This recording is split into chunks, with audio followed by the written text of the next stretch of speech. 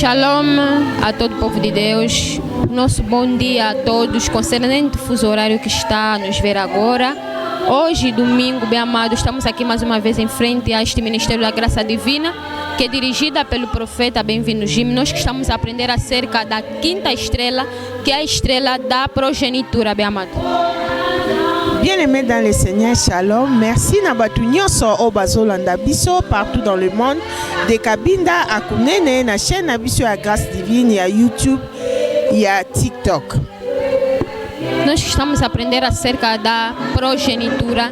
Nesta estrela que nós estamos a aprender acerca da progenitura. A progenitura é a estrela da nascença, bem amado. Nós estamos a aprender que não importa de onde nós viemos, mas sim a linhagem de Deus nas nossas vidas. A linhagem de Deus que começa com nossos ancestrais e carrega até nas nossas vidas atualmente. Bien-aimé, thème na biso ya lelo ezali les 7 étoiles. Sous thème na biso ezali étoile ya naissance. Nós estamos a aprender também que quando Deus conheceu as nossas vidas, quando Deus nos conheceu, nós ainda no ventre das nossas mães, mas o nosso nome, a nossa história, Deus já o conhecia, bem amado.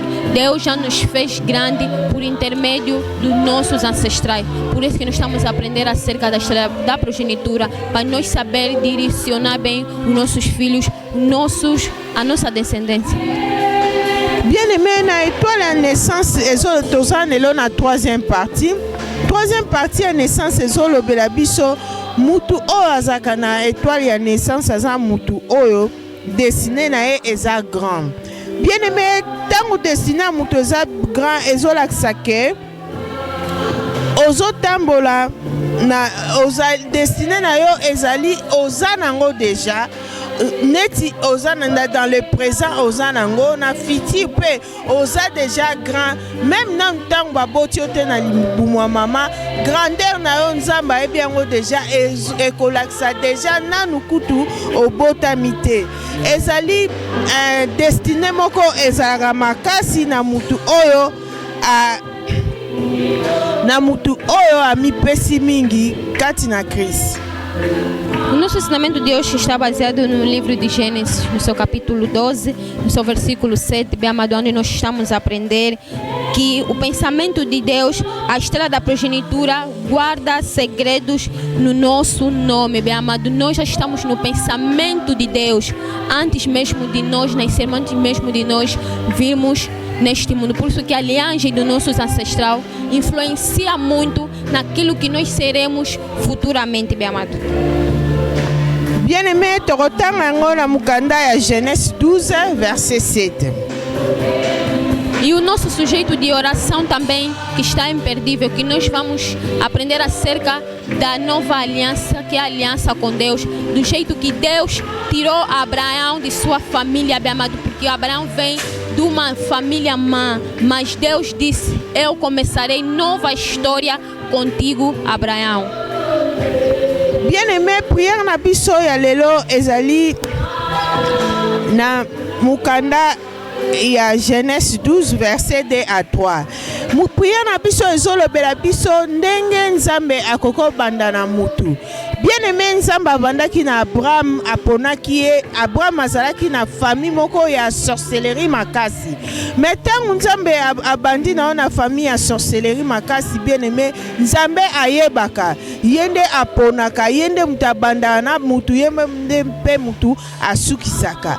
Ndenga abandaki na Abraham. Bien-aimé, yo pe komitala te ozali kotala te famille na yo. Ata sorcellerie ya makasi ya ndenge ni eza na famille na yo. Bien-aimé, yebaka ke se Nzambe aponi yo kati na famille na yo, okosala pe makambo oyo esengeli po tombola famille na yo, kotala famille na yo te. Loko moko ezolobela famille ezalaka te. Nzambe abandaka na mutu, apesaka grâce na mutu oyo nyonso ye alingi. O nosso sujeito de oração, que está baseado no livro de Gênesis, no capítulo 12, versículo 2 a 3, bem amado, aonde nós vamos aprender que não importa de onde nós viemos, não importa a história dos nossos ancestrais, como eles começaram com Deus, mas o importante é do jeito que nós vamos começar com Deus, bem amado, saindo da linhagem, da aliança das nossas famílias, das obras das nossas famílias, negar todo o passado dos nossos ancestrais e começar uma nova história, uma nova linhagem, a linhagem de grandeza, aliança de sucesso com Deus, bem amado, porque com Deus tudo é possível, nada é impossível a Deus. Não importa o nosso passado, bem amado, sim, devemos verificar o nosso passado, sim, mas devemos começar a nova aliança com Deus, bem amado. Sem mais muito a dizer, entraremos para recolher as imagens e voltaremos para concluir o nosso muito obrigado a todos vocês. Sans plus tarder, tokota na kati pona ozoba image, après tozongela bino pona conclure. Merci.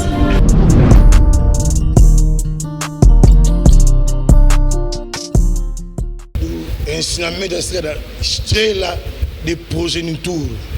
Lelo esa partie c'est ya enseignement na biso concernant étoile ya progéniture. Até a cerca desta estrela estamos ensinando aqui. Esa la concernant étoile o toza conseiller awa. Nosso atitude, Attitude na biso, nosso comportamento ba comportement na biso, é difícil esa difficile para viver pona ko vivre a realidade réalité da estrela ya étoile na nossa vida. na ba vie na biso. É difícil. Esa vraiment difficile. Essa estrela, Étoile oyo, estrela de progeniture, étoile ya progéniture, domingo passado, dimanche passé, eu explico muito bem. na explicaki malamu E parente, esa ba parent ele vai preparar bako préparer futuro bango nde babongisaka futur do seu filho. ya bana na bango. Amém. Amen. Deus, Nzambe ele vai preparar ako préparer futuro da igreja. futur ya église. Ana, na vida dele, ele tinha 6 filhos. Anne na vie na ye azalaki na bana 6. Tinha 6 filhos. Anne azalaki na bana 6. Primeiro filho, Mwana ye liboso ele deu oferta apesaki ye lokola offrande do Deus. na Panzambe. Amém. Amen. Ele ficou com 5 filhos. Atikalaki na bana 5. Mas naqueles 5 filhos, Mais na 5 bana wana não tem nenhum filho, o nome dele foi escrito na Bíblia. na 5 bana wana eza na mwana moko te o kombo na ye ekomamaki na Bible a part Samuel. Não tem. Eza te. Só aquele filho, Kaka mwana oyo apesaki, ele sacrificou. oyo apesaki lokola offrande. Ana foi uma serva Ana azalaki serviteur obediente. o azalaki na botosi Na hora de oração, na heure ya prière, nas ofertas, na ba offrande na ye, no sacrifício dele, na ba sacrifice na ye, na casa de Deus, na ndako ya Nzambe, na casa dele com o marido dele. pe na ndako na ye ya libala. Ana foi uma mulher, Ana azalaki mwasi moko tinha bom nome. o azalaki na kombo ya malamu. Amém. Amen. Ana não foi orgulhoso. Azalaki orgueilleuse te, Ana não foi rebelde. azalaki rebelle te, Mas Ana foi uma serva mais azalaki serviteur fiel fidèle com Deus. na Nzambe. Amém. Amen. Ninguém Moto moko te vai fazer o akosala nome grande aqui na terra kombo ya monene awa na mabele fidelidade, sans azala na fidélité, sem obediência. sans azala na botosi. Essas duas coisas. Biloko mibale Ninguém aqui no mundo moto moko te awa na pode mabele ser ekosala no lado do mundo das trevas. ezala na monde de ténèbres. A regra é mesmo. Loi eza le même, Lado de Deus, ezala na kote ya Nzambe, a regra é mesmo. loi mpe eza le même. Amém. Amen. Mas Mais Você vai analisar Yiko analyser filho do diabo. bana ya ténèbres. É mais inteligente. Bazana mayele makasi. Rise. Astúcia. Astúcia. E a filho do diabo, ele tem astúcia mais que filho de Deus. Bazana ris makasi koleka bana na Nzambe. Por quê? Pona nini? Ali no mundo dele, Kuna na mundo na bango, ali é respeito do tempo, kuna ba respectaka temps, do compromisso, ba compromis na bango do sacrifício. ya sacrifice. Todo ali é respeito. Balon nyonso batosaka. Amém. Amen. Até no que no ajuntamento do mundo da serva do bairro, da pulseira do bairro. Ezala na chemin na assemblée ya ba monde ténèbres na ba quartier. Quando o bruxo supremo, Soki ndoki o aza suprême, ele está a falar, azoloba, está a explicar. azoexplike loko. Ninguém ali vai responder. Mutu moko te na kati na bango alobaka. Mutu moko te. Todo ficou calado. Bango nyonso bakanga monoko. Que está a obedecer Po bazotosa líder dele. chef na bango. Líder dele também Leader na bango te. está a obedecer líder máximo. Ye mpe azotosa oyo aleki ye na niveau aza likolo na ye. Amém. Amen. Mas cristão Me bakretien não respeito. batosaka te. Cristão não tem respeito. Bakretien baza na respect te. Não sei, cristão falta de educação, não sei. Nayebi te soka kozanga botosi to ndenge nini. Manque de educação. Manki ya éducation to ndenge nini. Que tem traço de educação. Eza na trois sortes ya éducation. Da escola, Ya école, da família. ya famille. Mas a educação mais terrível Mais éducation oyo eza plus terrible. é da igreja. Eza ya église. Mas aqui na graça divina, Mais awa na grâce divine, educação da igreja, éducation ya église, você está a pisar. yo ozoniata yango. Amém. Amen. Amém. Amen. Agora vocês querem que para orar a favor de ti, essa estrela, para entrar na vida de teu filho, eu posso orar, mas Deus nunca vai fazer, nunca vai fazer. Alosa wana ozozela na bondela mpo na yo mpo étoile oyo ya progéniture ekota na vie ya bana na yo. Ngai nakoki kobondela me Nzambe jamais akosala to korépondre. Porque Deus, Po Nzambe ele coloca a lei. aza na loi na ye oyo atia. Amém. Amen. Deus nunca chamou ninguém Nzambe jamais abenga moto sem uma lei, sans loi, sem um acordo. sans accord moko. Deus me chamou na obra de Deus, no ministério, Deus me chamou para servir ele. E Deus me chamou, Deus fez, você fez, então, está de cadeira, está aqui, mas depois dali, vai na tua casa, bebe cerveja, vai discutir, vai lutar ali, dia seguinte, vem mais na igreja, vai na tua casa, vai discutir com tua mulher, ofensa, não sei o que, ali está a fazer crime, vem mais na igreja, vamos mexer aqui, vamos mexer aqui. Essas todas as coisas, muita gente vai levar maldição, muita gente, vosso filho, é difícil para viver a mal de Deus. Nzambe jamais abenga moto sans que asala accord to loi na moto wana. Mais yo Nzambe abengi nga, Nzambe abengi ngai oye otieki te otelemi bandi koteya ozosala makambo ozoservi Nzambe. Ale ntango oke na ndako na yo koswana okomi kobunda na mwasi nobeti mwasi na yo. Nzambe jamais abenga moto asala accord sans que asala accord na moto wana. Yango wana na fille ya bana na bino eza difficile mpona bamona loboko na Nzambe. Deus, quando chama alguém, Deus começa com qualquer pessoa, zero. Nzambe soki abengi moto abandaka na moto wana en zero. Deus vai começar contigo, zero. Nzambe akobanda na yo en zero. Porque Deus, Po Nzambe quando ele vai te chamar, ntango akobenga yo significa elakisi você tem uma estrela yo oza na étoile moko algo oza na eloko que moko Deus te chamou oyo nzambe abengi yo Deus que dá forma nzambe alingi apesa yango forme que dá forma alingi apesa forme segundo Deus seloki bonzambe na ye segundo pessoa eza selon yo te mas segundo Deus mais seloki bonzambe na ye. amém Amen. amém Amen. mas pessoa Mais mutu é teimoso aza teti.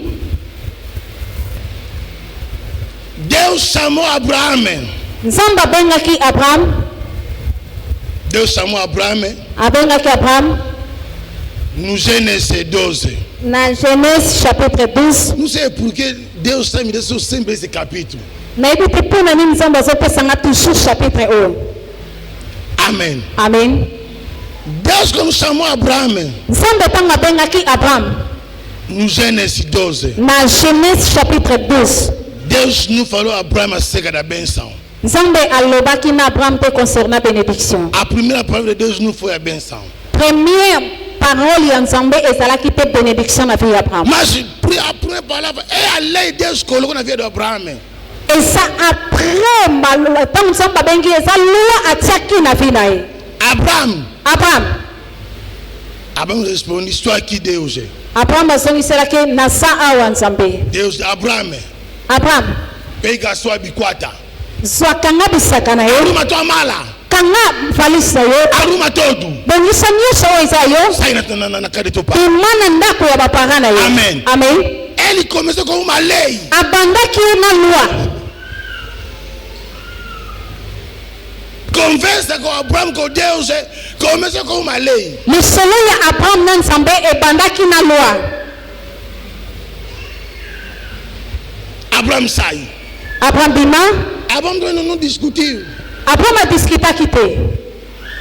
Abraão quando ouviu a voz de Deus, Ntango ayoki mongongo ya Nzambe, Abraão ficou obediente. Abraham atosaki.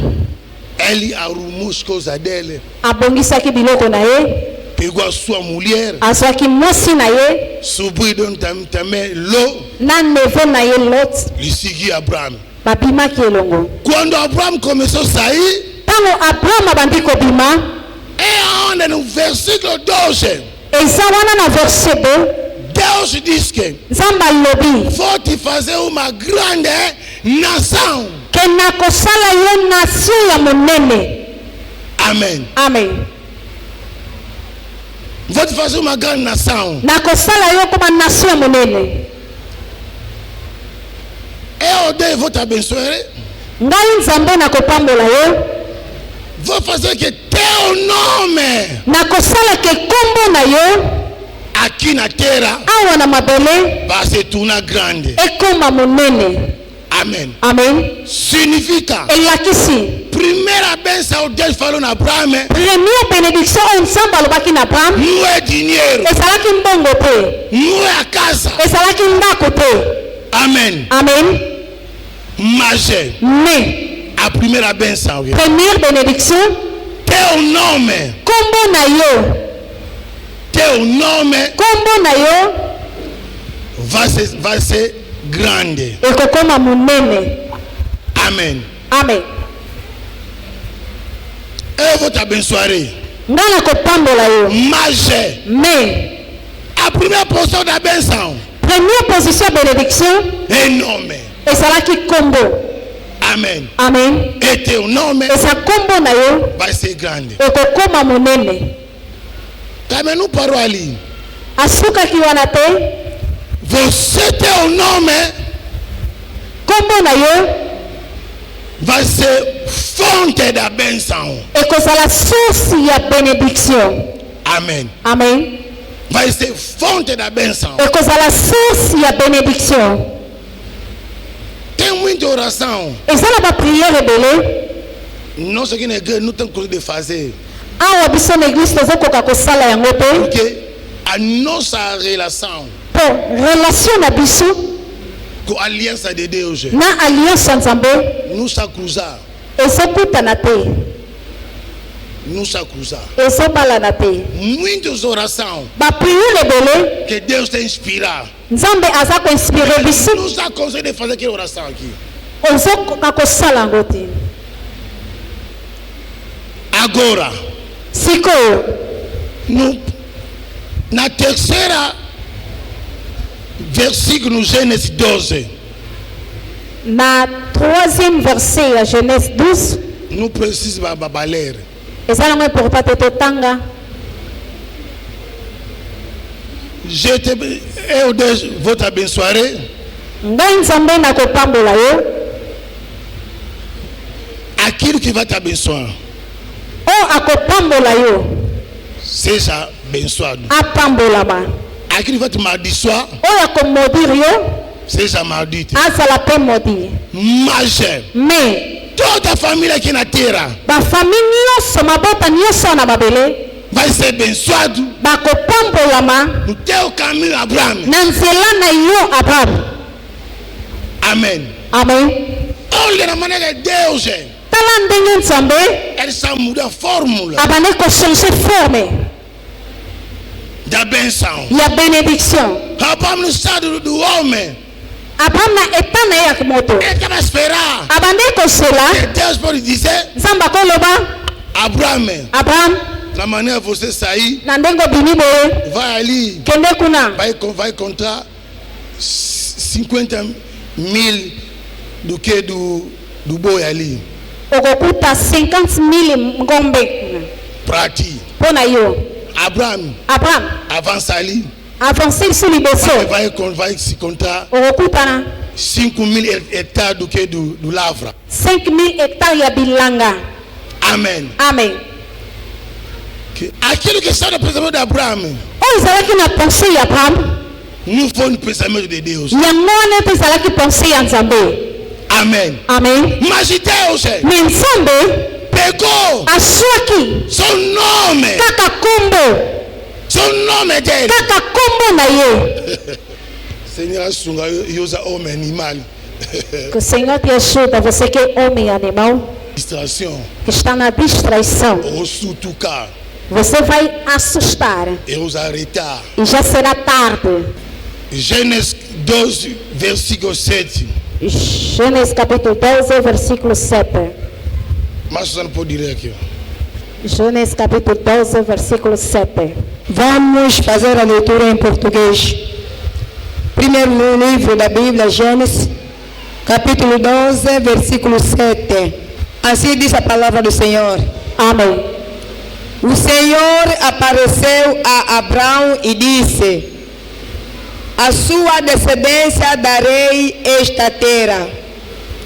Abraão construiu ali um altar dedicado ao Senhor que lhe havia aparecido. Amém.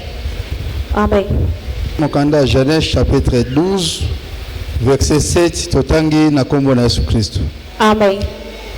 Éternel apparut à Abraham et dit: je donnerai ce pays à ta postérité.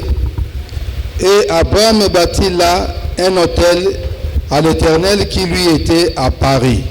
Parole du Seigneur. Amém. Essa aqui já é outra linguagem. Oyo eza langage mosusu. Deus começou agora para explicar acerca daquilo que ele vai receber.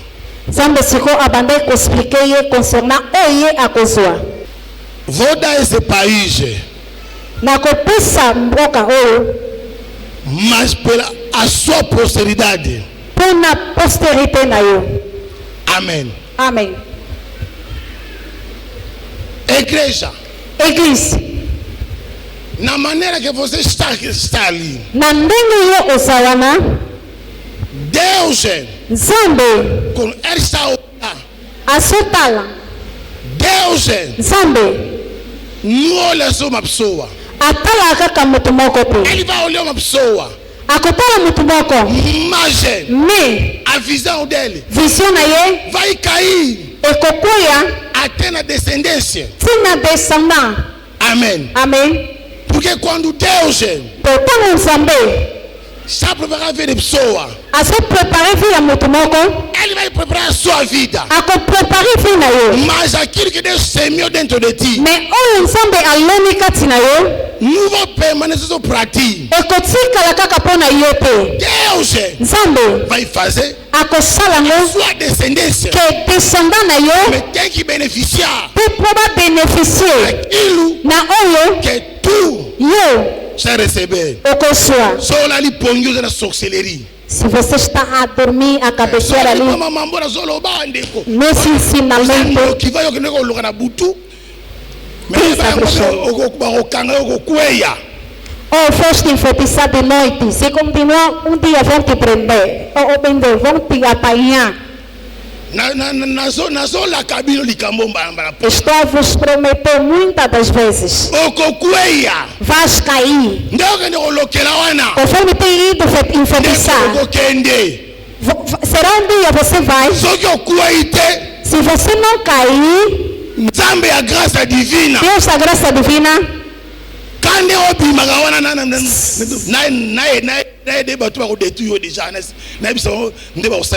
Vou te ajudar para te dizer pessoas que vão te destruir.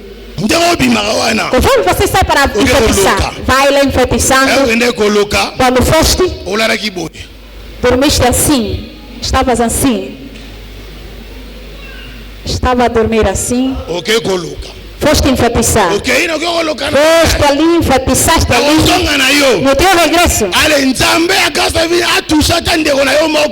Deus da graça divina vai tocar um dos seus irmãos ou irmãs que vai te mudar a posição. Porque na bruxaria, conforme você sai, é da mesma posição que você tem que voltar a encontrar seu corpo da forma que você deixou. Agora, se ele te virar do outro lado, e você voltou e vai estar procurando o seu corpo, não vai encontrar. A oração que eu estou a fazer, que Deus se encontre com outras pessoas que vos fazem isso.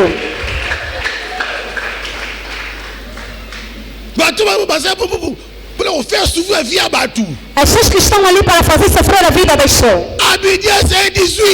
Obadias 1:18, que se encontra com você, se encontra com aquela pessoa, queima, vai procurar seu corpo, viraram o corpo.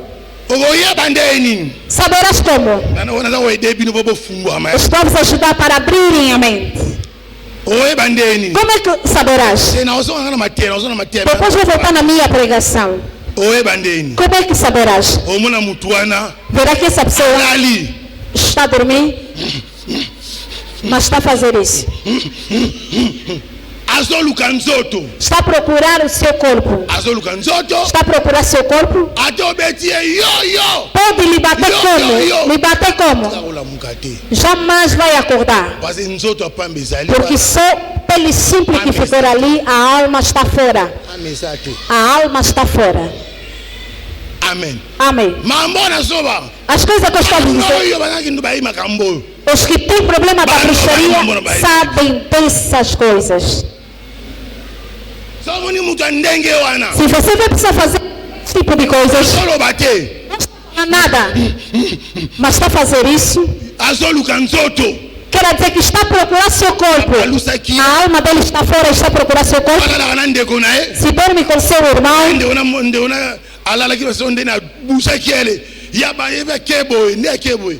e se seu irmão estava a virar, ele tocou, e da forma da posição que ele estava, mexeu, e quando ele voltar, não vai encontrar o seu corpo. Amém. Amém. Amém. Vão lhe deixar assim? 12 heures. Até 12 horas. C'est 12 heures, elle est qui? Se 12 horas passar, ele já não conseguiu encontrar o seu corpo. Acabou para ele. Acabou. Apenas te ajudei para ter conhecimento disso.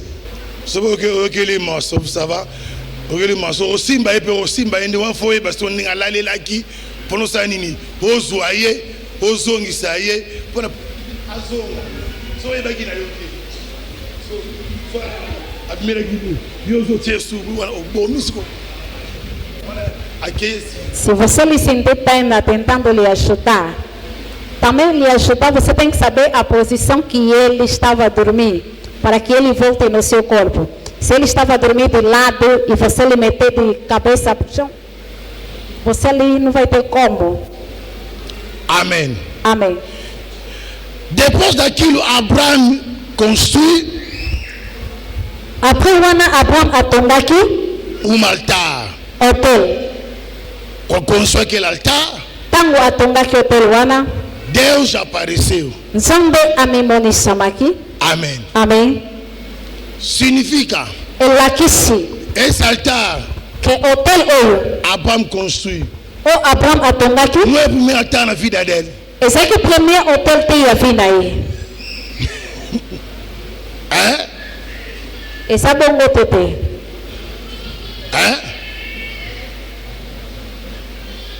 No Gênesis 11, Abraão não construiu altar. Não construiu. Na Gênesis 11, Abraão atonga aqui hotel tem. Bom, na pessoa não devoir vou verificar. Você tem tarefa, verificam. E quando você vai verificar Gênesis 11, só que eu verifico na é Gênesis dono do Babel. 11, na torre de Babel. Gênesis 12. Gênesis 12. É onde Deus começou com Abraão. Essa é a canção da banda aqui na Abraão. Esse aqui é o primeiro altar. Esse é o primeiro hotel Pepe.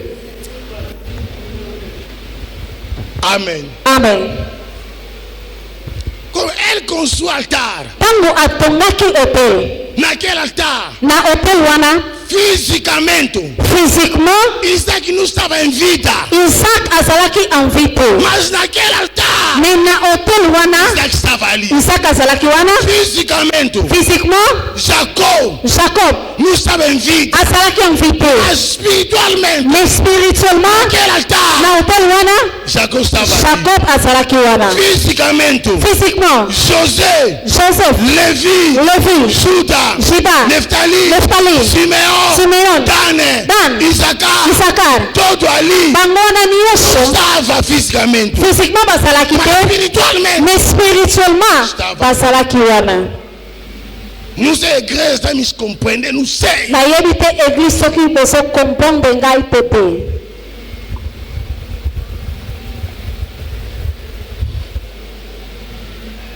Amém. Amen. Amém. Amen. Que quando Deus Totango Nzambe conversa com a pessoa, abandona mutu. conversa com Deus com a pessoa, Lisolo ya Nzambe na mutu. não é conversa passado, Esalaka lisolo moko ya não é conversa presente, lisolo moko ya su ya é presente. uma conversa Mais esalaka lisolo sempre oyo esa do futuro. ya futur. Aquilo vai vir, Ya oyo ekoya. aquilo vai vir. Ya oyo ekoya.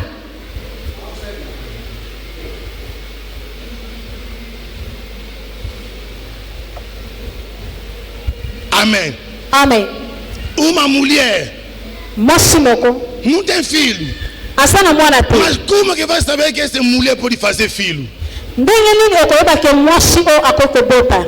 Como? Ndenge nini? Que aquela mulher tem útero, Asa na matrice, tem tromba, asa na batroupe. dentro daquele útero Kati na matrice vai wana contar o ovo. okuta bamaki. Aquele ovo Bamaki wana é número, talvez outro pode ter 10 ovos, mosusu bakozala na 10, 12, mosusu 12 maki, outro também 15, 18. mosusu mpe 15, 18. Aquele ovo Bamaki wana é número do filho eza nombre ya que bana Deus oyo Nzambe plantou no aplanta corpo dele. na nzoto na ye. Mas fisicamente, Mais physiquement só aparecer. ezomonana te.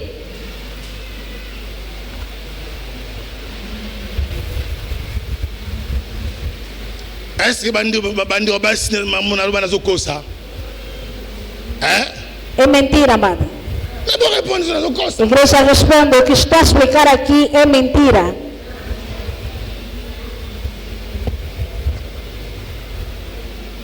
Amém. Amém. Mulher é assim. Mosi ya zabui. Homem também. mobali te vai pegar semente dele. bakozwa semence na ye. Aquela semente Semence wana vai saber esse homem mpona koyeba ke mobali oyo vai fazer filho amanhã. akobota lobi. Essa semence omuna neti ba mataka emike na kati ndela kisana ba pareil. Yo ebite Christelle. Na semente a partir da esperma é que vai dar conta que esse homem nasce ou não. Amém. Amém. Porque Deus Nzambe chamou todo mundo, abenye mutu nyonso, mas a promessa, me promesse o plano de Deus plan ya Nzambe foi baseado eza basé no futuro. na futur. Amém. Amen. Mas qual é o futuro Futur nini que tu estás esperando? oyo ozozela Porque futuro po futur vai se realizar. mpona ekokisama Precisa esona bosenga presente, présent presente, présent precisa ezosenga passado. passé. Mas Deus Me Nzambe não olha passado, atalaka passé te não olha presente. atalaka mpe présent te. O povo de Deus Me problème Nzambe eza futur. Futur é uma batalha. eza bitumba Todo mundo ya mutu nyonso ele quer entrar alingi akota no futuro. na futur na Mas ye. quem vai entrar? Me nani akokota? Agora eu quero fazer uma conclusão da ideia do hoje. naolingana nazosala conclusion ya ide ya lelo. Amém, igreja. Amen église. Deus falou na Abraão Nzambe alobaki na Abraham acerca que Abraão, vou te fazer você uma grande nação. nakosala yo koma nation ya monene. Amém. Amen. Aquele é Abraão. Wana eza Abraham. Amém, igreja. Amen. Mas Me ele mudou mais. achange lisusu Eu vou fazer teu nome grande. nakosala kombo na ikoma monene. Amém. Amen. Amém, igreja. Amen église. Aqui Awa no mundo, awa na mokili está vendo a maneira estou assim. na ndenge nazabe. Amém. Amen. Você vai me olhar, Yo kotala nga mas eu estou a carregar duas tarefas. nazomema deux devoir kati na nga. Você também Yo mpe está a carregar duas tarefas. oza mpe na deux devoir. Amém. Amen. Amém. Amen. Teu nome aqui? Maria. Mamãe Maria. É Mamãe Maria. Maman Marie. Mas quando a pessoa vai te ver, eu lhe vi uma senhora. Amém. Ntango moto amoni namoni mama moko Mas aquela pessoa não conhece o nome dele. me moto wana alobi kombo na ye te. Mas eu vi uma senhora. Me namoni mama moko. Amém. Amen. Senhora é ele. Mama ngo eza ye, A cara dele. elongi eza ya ye, Corpo dele. nzoto ya ye, Mas me nome dele na ye não está dentro dele. eza kati na ye te. Aí você a igreja vai ocupar na IBT. Não sei se estão a compreender. Amém. Amen. A cara dele. Elongi eza ya ye, Corpo dele. nzoto ya ye, Mas nome dele me kombo na ye ainda nanu não te, entrou dentro dele. nanu ekoti kati na ye te. Amém. Amen. Nada bom na Lingala. Vou falar em Lingala. E Mamãe Maria. Ele é a mamãe Maria. Inzo yeye nzo da tele miawa. Ela está aqui, bebê, Kombo na ye. mas o seu nome Nane koti na nzoto na ete. ainda não entrou no seu corpo. Amate ezosenga mutu oza na lito ya malamu espiritu bono ososola. Pour la mutu banalize. Essa pregação requer que tenha ouvido espiritual e seja uma pessoa que saiba analisar Pode voltar. as coisas. Nzambe abengi Abraham. Deus chamou Abraão. Abengi Abraham. Chamou Abraão. Alobi Abraham. Disse Abraão: Alobi Abraham na osala yo une grande nation. farei-te uma grande nação. Alobi osala ye Abraham. Disse: farei no Abraão. Agosala ye. Farei. Mais osala kombo na ete. Ele disse a ele, mas mas não disse o seu nome. Amen. Amém. Akosala ye. Vai fazer ele, Kombo na ye te. mas não o nome dele. Ela prepare nzoto na ye. Quando preparou o corpo dele, Longi na ye. o rosto dele, Ye moko moto na ye. preparou ele fisicamente, Preparou complètement. preparou ele completamente. Après ça va ça nini. Depois, Abiso na koswa kombo na yo. disse, falou teu nome Na comme ça on nini. grande, Munene. grande. Asa posa nini. Depois que Nzamba osa nini. Aosa kombo na mutu. vai pegar o nome da pessoa, Si kombo mutu. vai pegar o nome da pessoa, Mutu wana. ela pessoa Asali asi kombo kosa ngapi. vai pegar o nome e vai colocar aonde? Okatsa mutu. Dentro da pessoa. Na ebi sobo comprendre ye. Não sei se aqui estamos a compreender. Igreja, estou a ser compreensível. Na bandela. Para repetir, Exemple. exemplo. Nde na telemi boye. Conforme estou aqui, Nga oza image na ngai. é a minha imagem. Eza image na ngai. É a minha imagem. Nzamba pamboli nzoto na nga. Deus abençoou meu corpo. Alobeli nzoto na nga. Falou do meu corpo. Pesa na batu. Tem pessoa, Ana mbongo. tem dinheiro, Asa kitoko. é bonito, Mais. mas Kombo na ye. o nome dele Eza zero. é zero. Não é conhecido. Ana mbongo na ye. Tem dinheiro, Me ye. mas ele, Kombo na eza pamba. o nome dele é em vão. Amen. Amém. Kombo na eza pamba. O nome é em vão. Awe na biro moko boye. Pode vir no escritório. Azo sabote ye. Estão a lhe sabotar Azo mone loko te. e negligenciar. Amen. Amém. Parce que Porque asa na mbongo. tem dinheiro, Kombo na ye. mas o nome Ezo dele pese te. não está a pensar. Lipamboli ya nzambe na vie ya mutu. A bênção de Deus na vida de uma pessoa, Azola étoile. estrela, Étoile ya progéniture. a estrela da progenitura, Ezali nzoto ya mutu. é o corpo da pessoa. Mutu azomema. Que o nome da pessoa carrega, vão pegar, os dois vão juntar o nome e o corpo, Basangisi yango. vão juntar as duas Eba coisas. kosangisa yango. Quando juntarem, Epesi eloko mususu. e vai dar uma outra coisa. Amen. Amém? Amen. Amém? Soki da nzambe commission na statut ya boye. Se Deus te levar a te tornar assim, Bazaka bato ya boye esse tipo de pessoas akomaka laisser passer.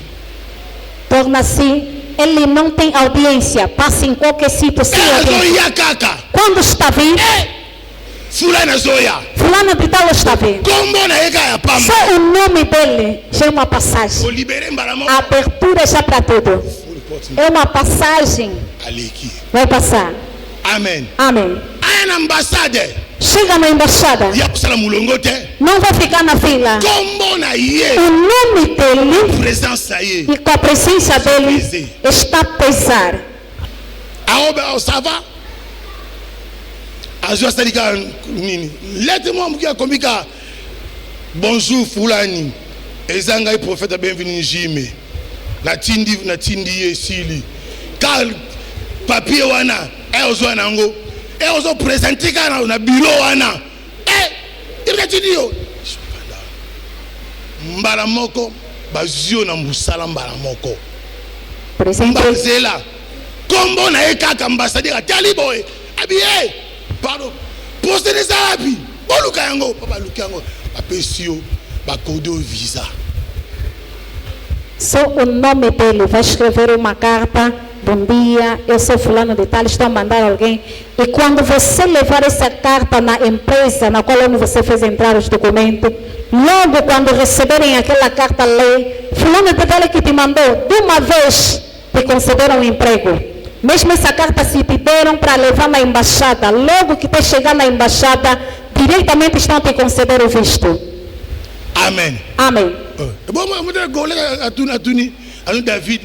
Nana za derrière yo.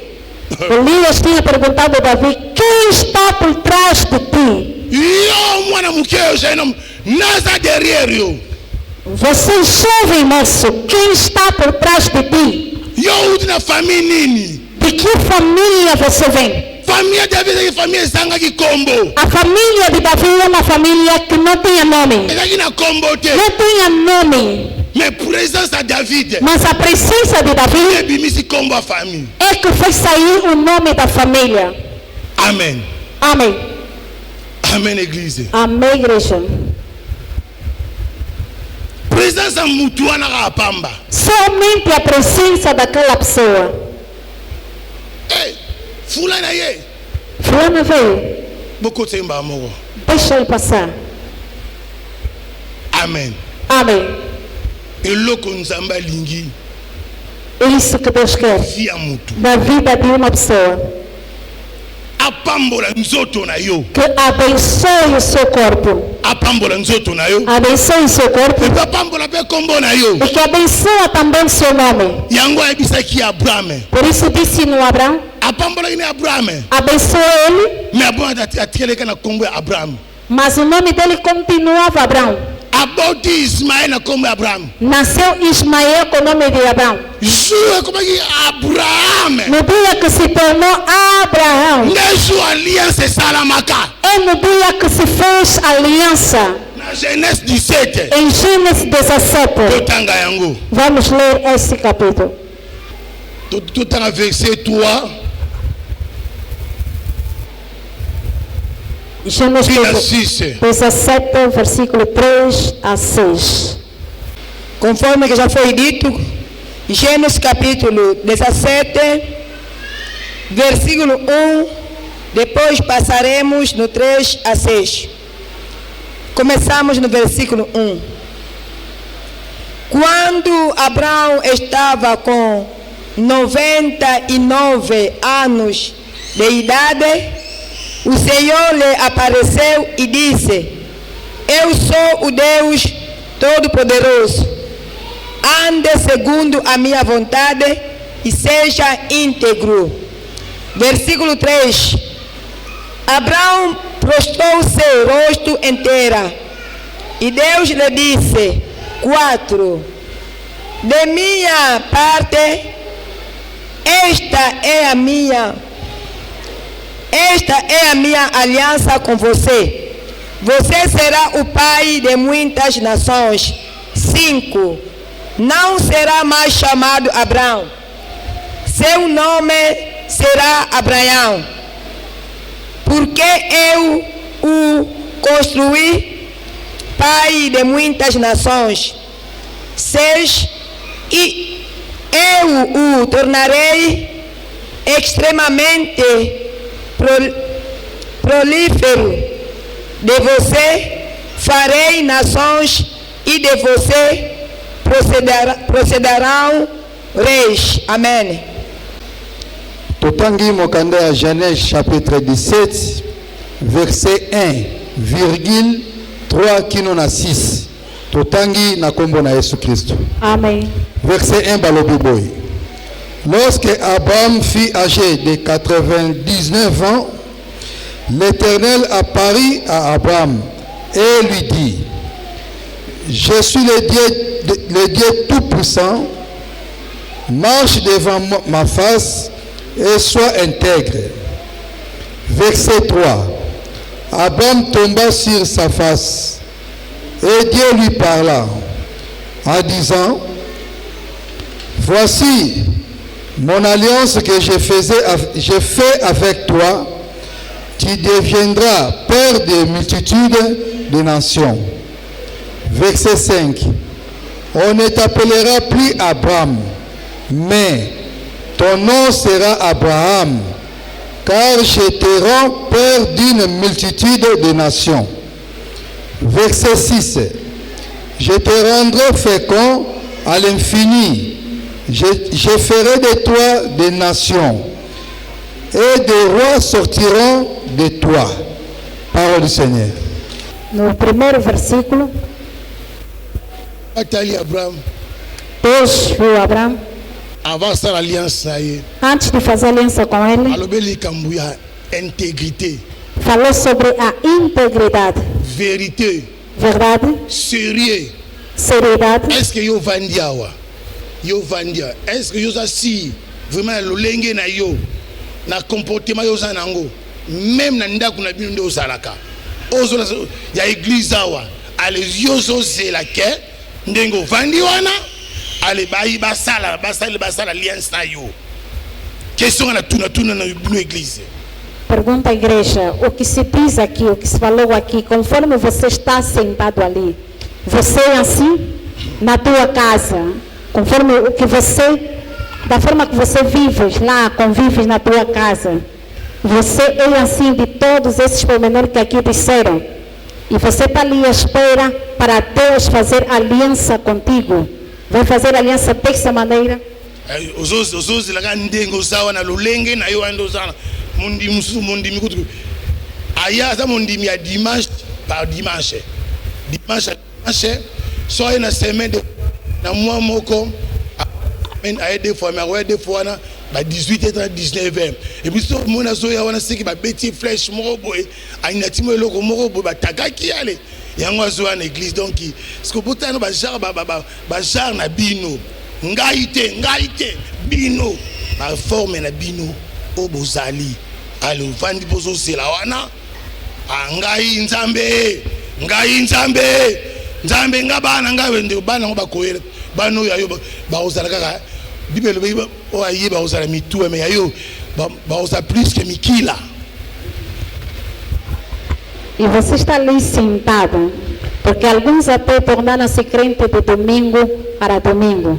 Se vem na semana, vem uma vez na semana. E nessa uma vez no culto da semana que vem, vai começar a chega às 18 horas. E também só está vir porque lhe atacaram, ou lhe bateram, lhe atiraram alguma coisa, está doente, está incomodado, por isso é que vai se apresentar na igreja. E você está ali, quer que Deus faça aliança contigo, que essa é a estrela da primogenitura vem na vida dos seus filhos. Como é que virá? Conforme a Bíblia diz, em vez de ser a cabeça, será mais que a cauda. Ndia lobaki ozana likolo ozana sete o ayo kutu ba sete ba ozana na kata libulu. Conforme a Bíblia diz que estarão em cima, não debaixo. Mas em vez de você estar baixo, você vai estar mais no buraco, na profundidade mesmo. Do ba timbula ata 150 metros ali bulu, somos ali 150 metros, mas aí onde ba ucha yo. Cavaram um buraco de 150 metros, amado, e vão te colocar naquela extremidade. Buza honestidade. Porque não são honestos, buza orgueilleux, são orgulhosos, mau coração, jaloux, invejosos, hipócritas. E bozwa karende na église nzamba saela ngai na sambeli mingi na sali boye oh ndeko osambeli mingi osambe na monde de ténèbres osambe na nzambe. Estava assim, não, Deus opere na minha vida. Eu já orei muito na minha vida. Oraste muito aonde? Oraste muito nas trevas. Você não orou muito? Oraste muito no mundo das trevas. No altar da bruxaria da sua família é aí onde você tem orado. É que estão a te dar essa vida que tens. Os seus problemas. E você revestir aqui a igreja.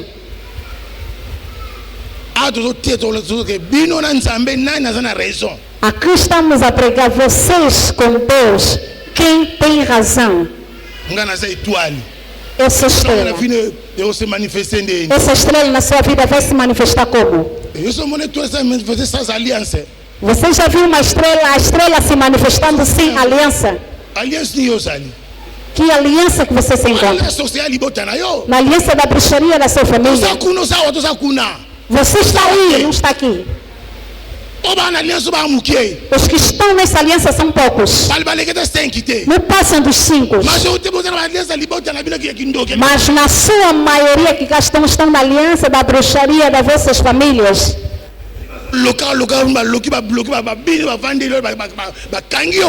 É que estão sempre a vos enfeitiçar, a vos dançar e a vos prenderem ali.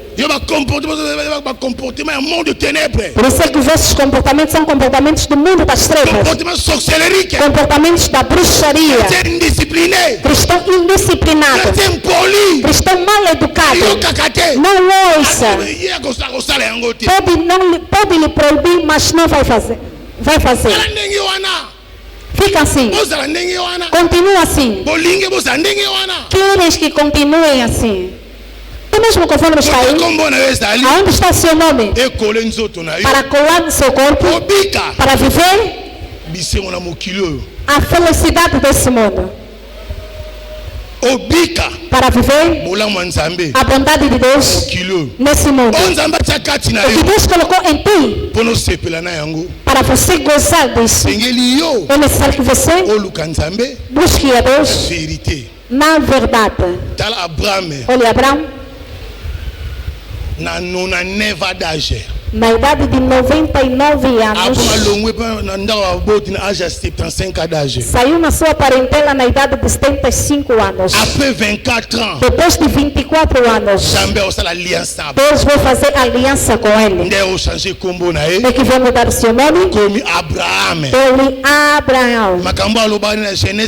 As coisas que disse para ele em Gênesis 12, sobrenome, seguiu a vida dele, mas as bênçãos já vinha, mas o nome dele era só Abraão. Não brincas com o nome. Não brincas com o nome. Estás a sofrer ali? Enfeitiçaram só o seu nome. Amaldiçoando o seu nome. Você pega dinheiro, mas não faz com ele nada. Homens te veem, mas ninguém te casa. Consegue emprego aqui, te tiram. Te deixaram ter emprego, mas falaram mal no seu nome. Porque seu corpo com seu nome está separado. Estão separados. Seu corpo e seu nome que se tornem uma só coisa. Amém. Amém. Que o Senhor abençoe a sua mensagem.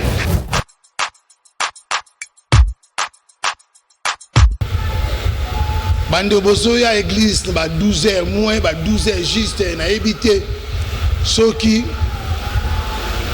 ba programme église yango to sana sala yango mbangu na yebité na sala na yebité. Os irmãos que chegam à igreja 12 horas, 12h30, e eu não sei se os programas da igreja têm que fazer rápido como. Église prophétique. A igreja profética tem a hora de entrada, mas de saída não tem. Porque Deus é que termine com o programa. Mas os irmãos querem que Deus vos respeite, vos tenha medo, que vos obedeça, que faça o que vocês querem. Olha, na condição Apóstolo Paulo disse: se nós vamos esperar Deus desta maneira, seremos mais miseráveis. Deus não aparece, Ele é Espírito. Você tem que se humilhar.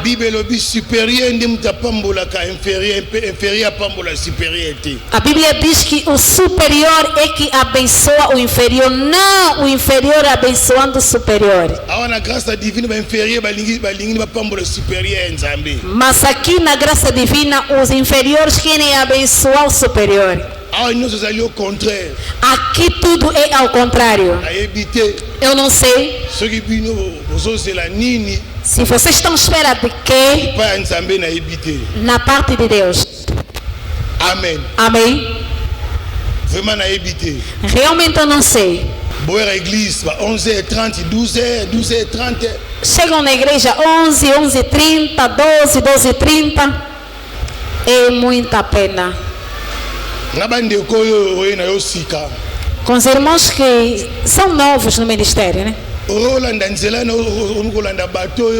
Bateau kuti bateau bazana ba condamnation ya famille na bango va yawa ndoki liboso bineli ndo mbala bineli après ndoki asuka ya balabala bina ndeko legal alekeli egogo après yopo oya ndeno zo landa yo bité ngabina na kina église 11h30 lola yakina 11h30 ngabina landa ndeko. Você que veio novo, começaste a seguir o comportamento daquele que já tem as condenações da sua família, o feiticeiro da família dançou na vida dele, o do bairro veio, lhe bateu, lhe deu de coco e veio com as condenações dele aqui na igreja, e você também veio de seguir seu caminho, disseste não, vou seguir ele, vou passar a vida também 11 horas na igreja. É muita pena para os vossos comportamentos, amados. Não sei se estão à espera de quê. Com esse tipo de comportamento bizarro, mau. Não sei o que vocês estão à espera. Porque a pessoa vai colher o que semeou. Se você está semeando mal e estás à espera de colher o bem, não sei. Amen. Amém. Programme il y a les 28, les 29, les 30. Programa de 28, 29 e 30. Le 28 est tombé samedi. 28 é sábado. Vamos fazer como? La petite de bonne église pour la solution. Tem esse debate a igreja para procurar em solução. 28 sábado, 29 domingo, 30 segunda-feira. Amém. Amém. Amém, igreja. Amém, igreja. Estamos entendidos? Estamos entendidos. Amém. Amém. Amém. Amém. Allez, se préparer déjà le programme. Prepare já seu programa. Comece a colocar isso na oração. Trabalhe já esses dias. Prepare a sua família. Que não falte a sua família. Queremos que ninguém falte. Não procure faltar nesse programa. Que ninguém falte. Não procure isso. Porque se está fora, estás fora de tudo.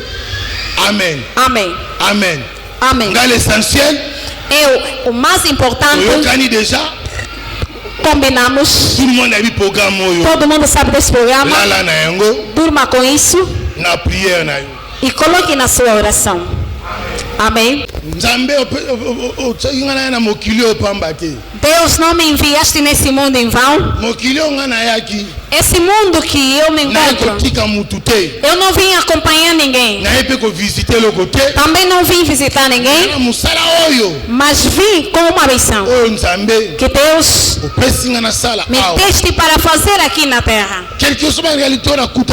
Apesar das realidades que eu me encontrei com Ele, mas Deus, por causa da tua aliança, por causa da tua aliança, que eu, Cristina Medina, reconheci-o. E eu disse, você é fiel. Você é fiel. Fiel nessa aliança. Sei que Deus não vai me rejeitar. Não vai me deixar que eu seja destruída. Não vai me deixar que eu continue na prisão. Sei que Deus, a sua mão, por causa dessa aliança, está acima da minha vida. Sei que esse ano, antes de terminar, Deus vou testemunhar a ti. Vou te testemunhar. Mesmo vocês estão a chorar, eu não vou chorar. Mesmo estão a enterrar pessoas, eu não serei enterrado. Mesmo estão a perder, eu não vou perder. Por causa da tua aliança. A tua aliança é que está me cobrindo. A tua aliança é que está me protegendo. A tua aliança é que está me abençoando. Em nome de Jesus Cristo, comece a orar. Ore, amado. Ore, repete as palavras. Repita o que eu disse.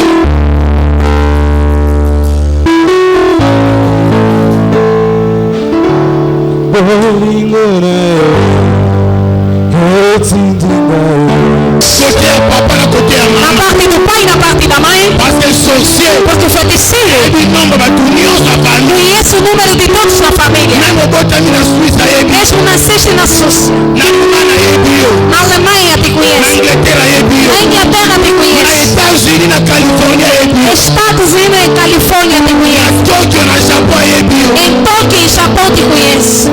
Accompli ma liste wana. Vai vir com essa lista. Ba bloquer ki bango. Aqueles que haviam bloqueado. Ako bloquer su mama. Vai aprofundar mais o bloqueio.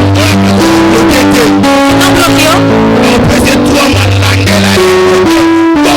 Vão lhe dar 3 meses, persegue ele, mata ele, bloqueia. Quando terminarem seus trabalhos, vão ao deserto de Sara, vão chegar ali, vai pegar pele desse animal, vai começar a amaldiçoar. Amaldiçoar vocês. Conforme vai vir nessa reunião, vai vir com o fio do seu cabelo, com as suas unhas, com a sua roupa. Alguns seus objetivos, os seus objetos já estão a tirar. Amen. Amém. Amen. Amém. Amen. Amém. Amen. Amém. Allez se déclarer.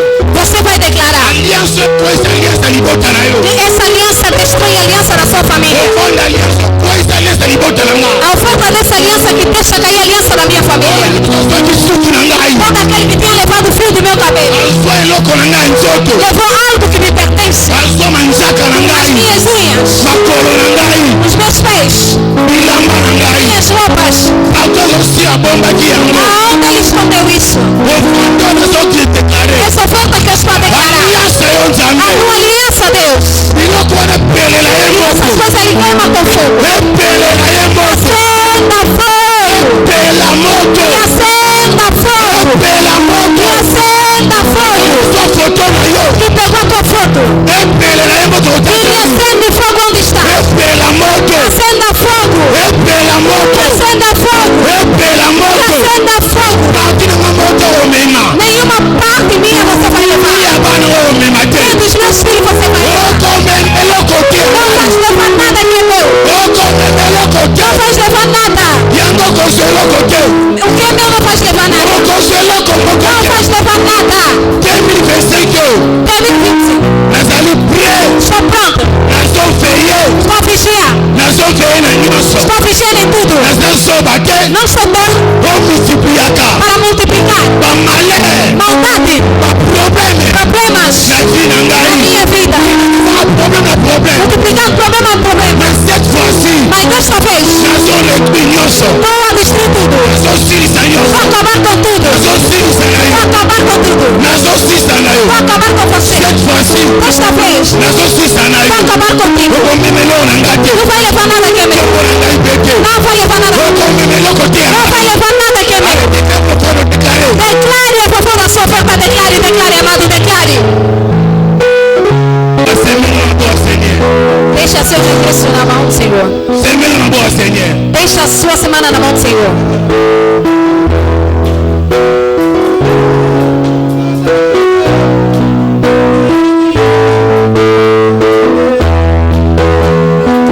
Nossa,